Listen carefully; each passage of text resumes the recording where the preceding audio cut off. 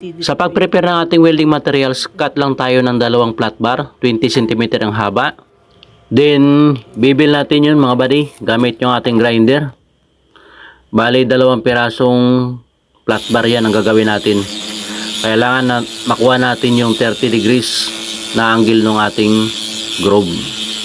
So, huwag kalimutang sumuot ng PPE mga buddy para makaiwas tayo sa disgrasya.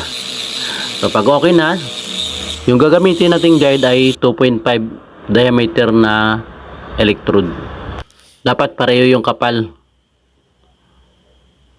Okay. So, kung ready na, lagay na natin siya sa flat na misa. Take note mga buddy, dapat nakataob yung ating bakal. Sunod, kuha tayo ng ating wire spacer.